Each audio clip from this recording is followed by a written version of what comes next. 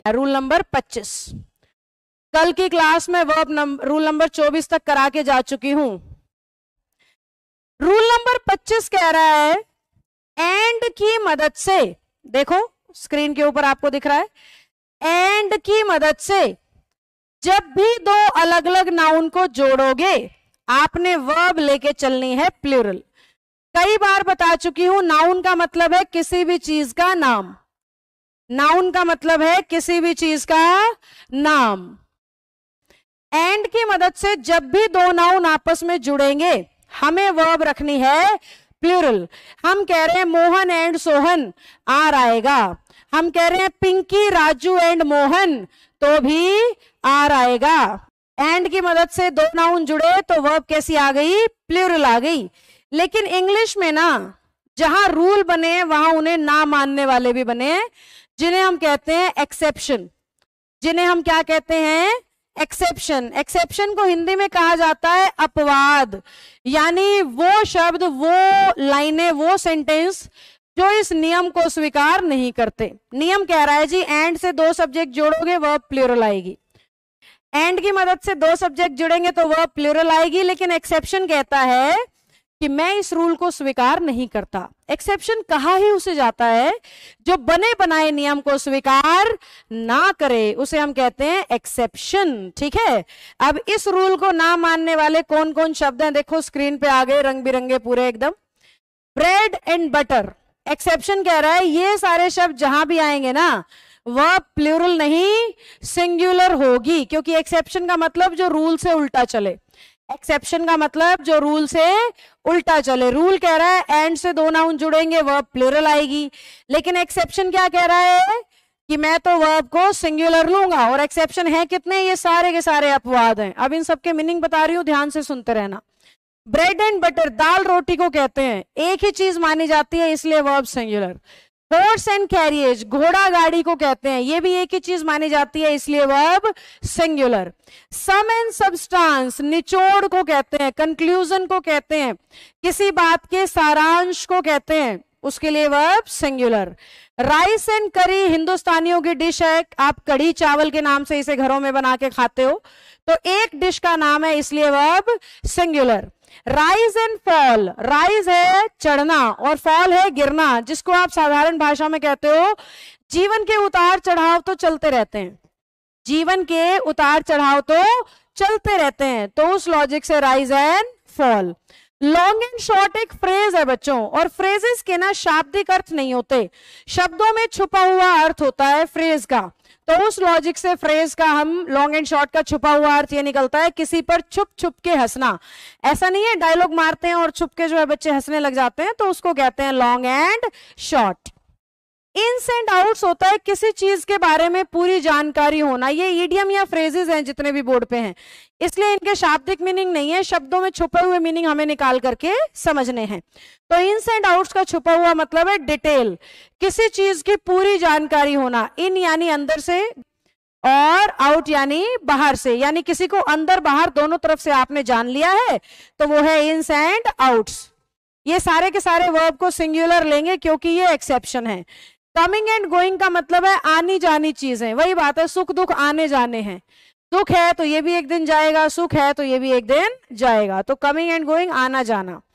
Apple pie and custard, ये अंग्रेजों की डिश है, खाने में मीठी सी होती है, पाई मतलब इस टाइप की सी शेप इसकी होती है, पिज्जा मत समझ लेना, मीठा मीठा सा केक जैसा, केक का टुकड़ा मान लो चाहे तो, उसे कहते हैं apple pie and custard. Truth and honesty, सच्चाई और ईमानदारी। देखो बेटा इसको ना एक साधारण एग्जांपल से समझो, जो इंसान सच्चा है वो ईमानदार तो है ही, या जो ईमानदार है वो सच तो बोलता ही होगा, तो सच्चाई और ईमानदारी भी एक ही बात है। माय फ्रेंड एंड बेनिफेक्टर, ध्यान से सुनना, बेनिफेक्टर का मतलब होता है शुभ चिंतक। बेनिफेक्टर का क्या मतलब है, शुभ चिंतक, तो जो आपका दोस्त है ना वो शुभ चिंतक तो होगा ही। अप्स एंड डाउन्स का मतलब होता है जीवन के उतार चढ़ाव, जीवन के उतार और चढ़ाव, उन्हें अप्स एंड डाउन्स कहते हैं। अगला लिखा है स्क्रीमिंग एंड शाउटिंग, बड़बड़ाना चिल्लाना। साइंस और टेक्नोलॉजी, साइंस के अंदर ही है सारी टेक्नोलॉजीज। हेमोरेक्स या फिर एक और आता है एग्स एंड बेकन। इसे कहते हैं सुअर के मांस का अचार। जैसे घर में आम का अचार, गाजर का अचार और क्या क्या चीज के अचार हम लोग खाते हैं, आपको पता होगा। ऐसे ही सुअर के मांस के अचार जब बना दिया जाए तो उसको कहते हैं हैम एंड एग्स या फिर एग्स एंड बेकन। हैन और एग्स होते हैं मुर्गी और अंडे। घी और ऑयल जो हरियाणा से संपर्क रखते हैं, घी तो मतलब तैर तैर के खाया जाता है, तो घी और ऑयल एक ही चीज है, कुकिंग के तौर पे इस्तेमाल होती है। हरियाणा में वैसे खड़े होके ये कहना कि घी और ऑयल एक ही चीज है बड़ी गलत बात है, क्योंकि दोनों बिल्कुल अलग हैं। पर सिमिलैरिटी बस इस बात की है कि दोनों का पर्पस कुकिंग के लिए यूज होता है, इसलिए सिमिलर मान लेते हैं। जिन घरों में घी नहीं होता वो तेल में बना लेते हैं, जिनको तेल नहीं है वो घी में बना लेते हैं, ऐसे तो एक ही बात है। स्लो एंड स्टेडी, ये तो कहावत भी है ना, कछुआ और खरगोश की कहानी याद है, जिसका मोरल ऑफ द स्टोरी होता था slow and steady wins the race. ध्यान से नोट करो, slow and steady wins the race. Wins wins SEIS वाली वर्ब सिंगुलर होती है, और क्योंकि ये सारे एक्सेप्शन है तो वर्ब कैसी लेंगे, सिंगुलर, इसलिए उस कहावत में विंस होता था। बाकी स्लो का मतलब धीरे और स्टेडी का मतलब लगातार। एज एंड एक्सपीरियंस, देखो उम्र बढ़ती है ना तो अनुभव साथ के साथ बढ़ता चला जाता है। आज जो आपके पास एक्सपीरियंस है वो तब नहीं था जब आप 2 साल के थे, आप 5 साल के थे। जैसे जैसे आपकी उम्र बढ़ी अनुभव बढ़ता चला गया। तो एज एंड एक्सपीरियंस भी एक ही बात हो गई, उम्र बढ़ती जा रही है तो एक्सपीरियंस भी बढ़ता जाएगा। कंप्यूटर के अंदर होती है टेलीकम्युनिकेशन। ये कैसे होती है देखो मैं समझाती हूँ। आपके फोन पे ना बहुत बार ऐसे कॉल आता है जिसको आप कहते हो कि कंपनी का फोन था इसलिए मैंने नहीं उठाया। तो वो जो कंपनी का फोन है, ऐसा नहीं है कि कंपनी वाला जो ओनर है बैठा है और आपसे बात करने के लिए वो फोन कर रहा है। आपका नंबर उनके कंप्यूटर सिस्टम में फीडेड है, ऑटोमेटिक कॉल है जो आपके पास आ रही होती है, ऑटोमेटिक डाइवर्सिफाई होती है वो। तो ये ऑटोमेटिकली कंप्यूटर की मदद से होता है, इसलिए कंप्यूटर और टेलीकम्युनिकेशन एक ही माने जाते हैं। क्राउन एंड ग्लोरी, क्राउन होता है ताज और ग्लोरी होती है उसकी चमक। ताज की चमक उसके साथ साथ ही चलेगी, प्रसिद्धि उसके साथ साथ ही चलेगी। ऐसा नहीं है ताज आप घर पे छोड़ा है और प्रसिद्धि फिर भी आप बाजार में लेके घूम रहे हो, ऐसा नहीं होगा। ताज सर पे है तो ही प्रसिद्ध माने जाओगे। मतलब मोदी जी जब तक PM है ताज उनके सर पे है PM वाला, उनके सारे सुनेंगे। जिस दिन वो PM नहीं रहे कोई नहीं उनके सुनने वाला है, पार्टी वाला बोलेंगे अभी आप PM नहीं हो, है ना। तो जब तक ताज है तभी तक ग्लोरी है। बैग एंड बैगेज, सामान, लगेज, समेटना, इकट्ठा करना, इस सेंस में आता है। हैमर और सीकल, वैसे तो हैमर हथौड़ा होता है और सीकल दराती को कहते हैं, लेकिन फिर भी हैमर और सीकल एक मुहावरा है जिसका मतलब होता है समाज में या समाजवाद कह लो, समाज में अलग अलग तरह के लोगों का इकट्ठा रहना, उसको कहते हैं हैमर एंड सीकल। देखो हथौड़े का पर्पस बिल्कुल अलग है यूज होने का और दराती का पर्पस बिल्कुल अलग है, फिर भी एक ही घर में मिल जाएंगे हथौड़ा भी और दराती भी। तो अलग अलग तरह की चीजें एक साथ जहां रह रही हो उसको कहते हैं हैमर एंड सीकल। जैसे हिंदुस्तान में अलग अलग तरह के लोग प्रेम भाव से एक साथ रहते हैं ना, तो उसको कहते हैं हैमर एंड सीकल। तो ये सारे एक्सेप्शन है बेटा, इनके साथ जब भी आप वर्ब लगाओगे वो कैसी आएगी, सिंगुलर आएगी हमेशा। आओ अब क्वेश्चंस करके देखेंगे हम। आइए क्वेश्चन करके देखते हैं। देखो ये एग्जाम्पल दे रखा है, राइस एंड करी is my favourite dish. Is क्यों लगा हुआ है, क्योंकि राइस और करी एक्सेप्शन है, राइस और करी एक्सेप्शन है। राइस एंड करी जो है वो वर्ब को कैसा लेके चलेगा, सिंगुलर लेके चलेगा, ठीक है बच्चों, क्योंकि ये एक्सेप्शन है। ये लो अब 5 क्वेश्चन तुम्हारे सामने हैं, हालांकि आंसर हाईलाइटेड थे फिर भी आप करो, एक बार दिमाग से क्वेश्चन गुजरना चाहिए। My friend and his mother, my friend और मदर 2 लोग हो गए तो वर्ब प्लूरल होनी चाहिए थी, पहले से ही प्लूरल है, बिल्कुल सही। The general managers and the controllers, 2 अलग अलग चीजें हैं, मैनेजर्स अलग हैं कंट्रोलर्स अलग हैं, तो इज नहीं आर होना चाहिए था, क्योंकि एंड से 2 चीजें जुड़ेंगी तो वर्ब कैसी आएगी, प्लूरल आएगी। ब्रेड एंड बटर एक्सेप्शन है इसलिए सिंगुलर होगा, आर की जगह is. Hammer and sickle exception है इसलिए सिंगुलर होगा, आर की जगह इज। क्राउन एंड ग्लोरी भी एक्सेप्शन में था इसलिए वर्ब सिंगुलर होगी, आर की जगह is. Oil and water exception नहीं था, घी और ऑयल एक्सेप्शन था, यानी यहाँ पे एंड रूल लगेगा और वर्ब प्लूरल आएगी, डज की जगह डू। राइस एंड करी भी एक्सेप्शन था तो वर्ब सिंगुलर आएगी, इज। राइस एंड करी भी एक्सेप्शन था, तो वर्ब सिंगुलर आएगी इज। अगला रूल, रूल नंबर 26, पीपल का मतलब लोग। पुलिस आप समझते हो काफी कॉमन वर्ड है। जेंट्री हाई क्लास को कहते हैं, उच्च वर्ग को, उच्च वर्ग को जेंट्री कहा जाता है। People, police, gentry. केटल पशु को कहते हैं, डियर हिरन को कहते हैं, शीप भेड़ को कहते हैं, पोल्ट्री मुर्गी पालन को कहते हैं, पोल्ट्री फार्म्स होते हैं ना जहां मुर्गियां पाली जाती हैं। इलेक्टोरेट जो वोट डालते हैं, यानी हम है इलेक्टोरेट्स, जो वोट डालता है वोटर को कहते हैं। हाँ जी, पोल्ट्री इलेक्टोरेट हो गया। रिचेस धन संबंधी शब्द है। फिश मछली को कहते हैं। नोबिलिटी दयालुता को, विनम्रता को कहा जाता है। ये सारे के सारे नाउन काउंटेबल प्लूरल हैं। तो पहली बात हम क्या सीख सकते हैं, वर्ब आएगी प्लूरल। ये सारे के सारे नाउन काउंटेबल प्लूरल हैं, तो वर्ब आएगी प्लूरल। ये शब्द जहां पे भी आएंगे इन सब की वर्ब आएगी प्लूरल। अब क्योंकि ये पहले से ही प्लूरल है तो इन पे एस या ईएस का इस्तेमाल करने की कोई जरूरत नहीं है। यानी पुलिसेस नहीं बोलेंगे, डियर्स नहीं बोलेंगे, शीप्स नहीं बोलेंगे, ये सब गलत है। क्योंकि ये सारे शब्द बिना एस के ही कैसे माने गए हैं, प्लूरल। बिना एस के ही कैसे माने गए हैं, प्लूरल। ये सारे नाउन है काउंटेबल प्लूरल, तो वर्ब आई प्लूरल, कभी इन पे एस या ईएस का इस्तेमाल नहीं होगा। हाँ, एक काम जरूर होता है, पुलिस को कई बार सिंगुलर कर दिया जाता है, या कैटल को, डियर को, शीप को। कैसे करते हैं, इन शब्दों से पहले, जेंट्री को नहीं। ये जो है ना कैटल, शीप, डियर, फिश, क्या करता है, ए लिख देता है, वन लिख देता है, दिस लिख देता है एग्जामिनर, दैट लिख देता है। ऐसा कुछ लिख दे तो आप समझ जाना फिर ये सिंगुलर हो गए और वर्ब सिंगुलर। मतलब अ कैटल कह रहा है, या फिर दिस कैटल कह रहा है, या वन कैटल कह रहा है, तो सिंगुलर हो जाएगा। ऐसे ही पुलिस को सिंगुलर करना है तो वो लिखेगा पुलिसमैन, है ना। अगर पुलिस को सिंगुलर लिखना है तो वो क्या लिखेगा, पुलिस ऑफिसर। तो जब तक वो हमें ऐसा कुछ इशारा ना करे हम इन्हें प्लूरल मानेंगे। अगर वो चाहता है कि हम इन्हें सिंगुलर माने तो वो पुलिसमैन लिखे, पुलिस ऑफिसर लिखे, या वो इनके सामने A1 दिस दैट लगा करके इन्हें सिंगुलर करके दिखाए। अदरवाइज हर जगह पे ये कैसे माने जाएंगे बच्चों, प्लूरल। इसके क्वेश्चंस में ये देखो, ये A1 दिस दैट वाली बात जो मैं आपको कह रही थी, ये एक्सेप्शन भी लिख रखा है कि A1 हो तो इन शब्दों की वर्ब सिंगुलर हो जाएगी। जैसे कि यहाँ पे क्या लिखा है, ए डियर, इज लगा दिया। अगर ये ए नहीं होता तो डियर पे क्या होता, आर होता। ये सिखा रहा है हमें रूल।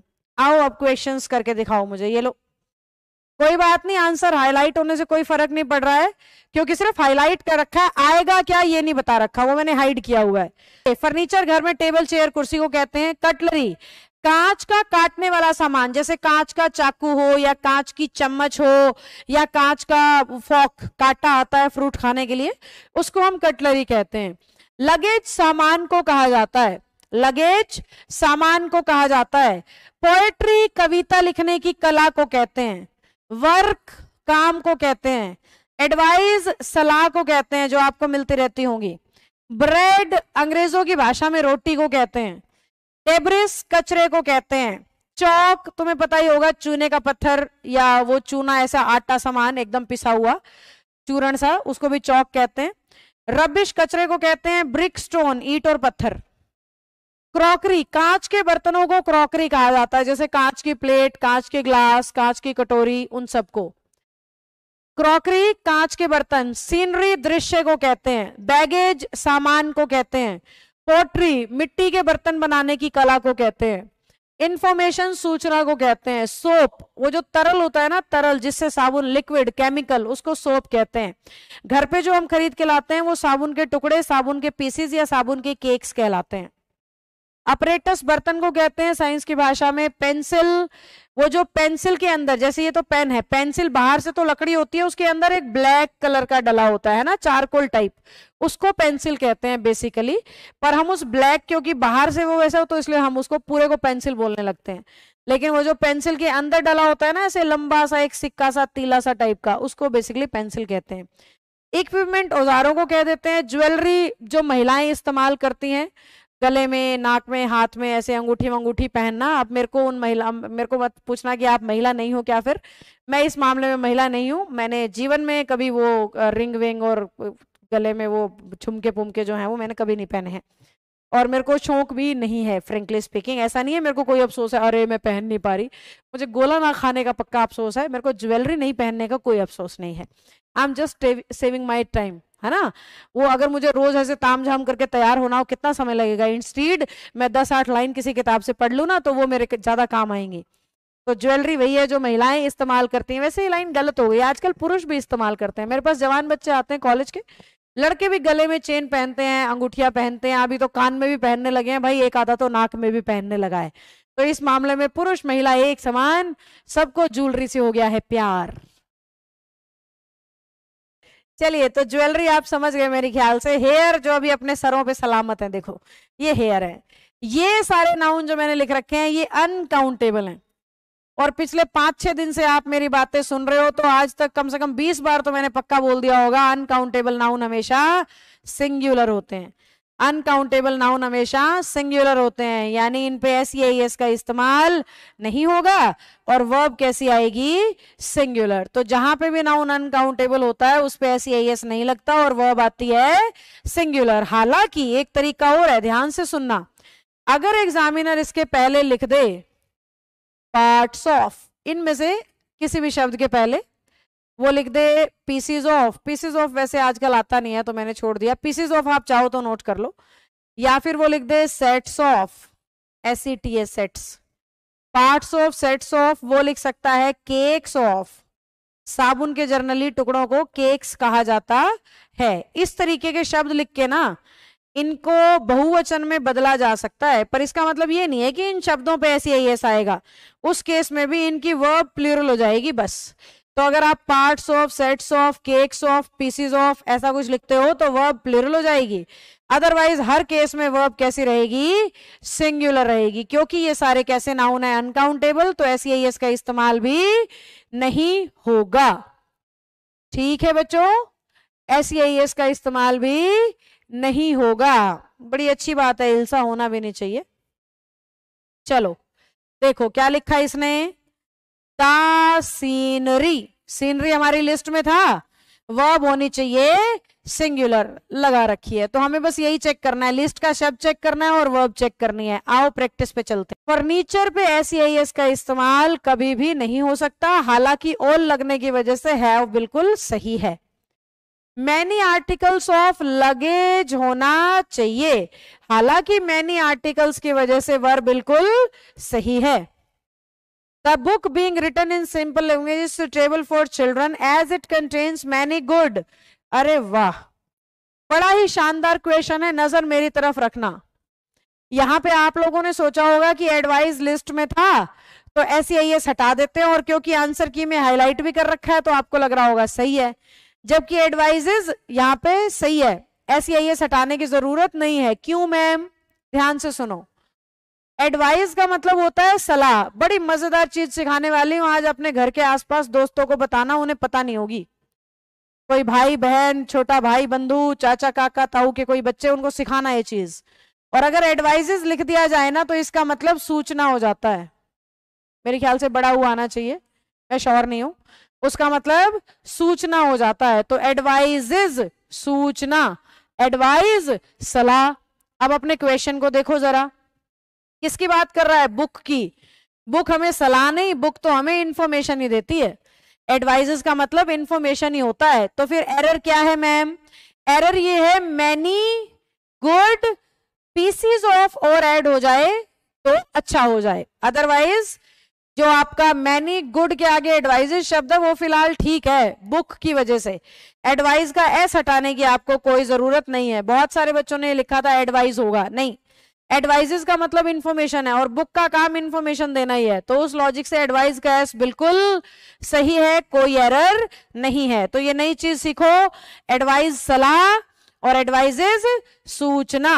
2-4 लोगों को बताना ये बात आज, उससे तुम्हारी रिवाइज हो जाएगी, भूलोगे नहीं कभी। The burglar stole all the money, burglar चोर डाकू लुटेरा in the house but surprisingly miss the jewellery होना चाहिए क्योंकि इसका प्लूरल नहीं हो सकता।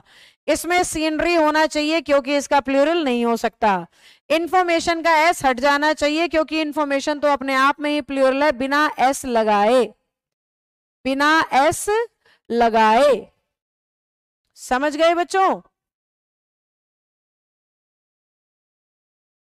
सेकंड वाले में लगेज का एस हटेगा, ये स्किप हो गया मुझसे। नो पोर्टर बीइंग अवेलेबल, ही पोर्टर होता है कुली।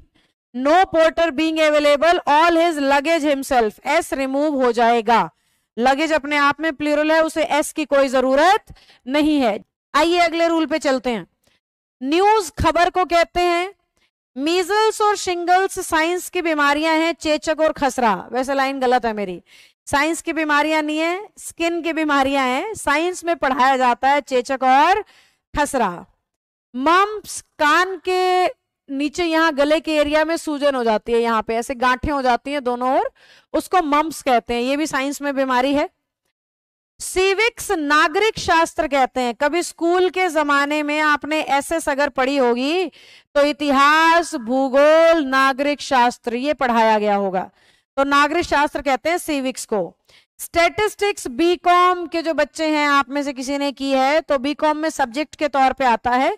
सांख्यिकी हिंदी में बोलते हैं।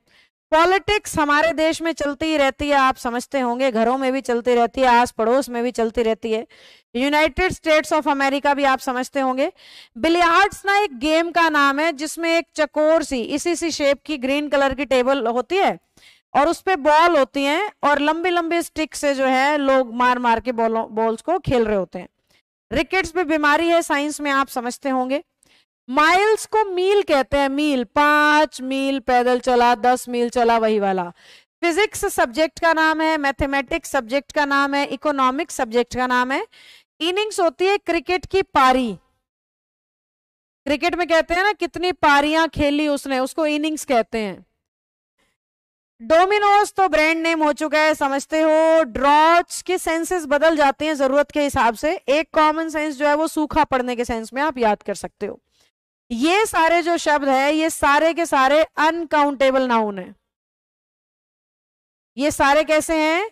अनकाउंटेबल नाउन है। और हम अच्छे से समझते हैं अनकाउंटेबल का मतलब वर्ब आएगी सिंगुलर और एस का इस्तेमाल करने की इन शब्दों पे कोई जरूरत नहीं है।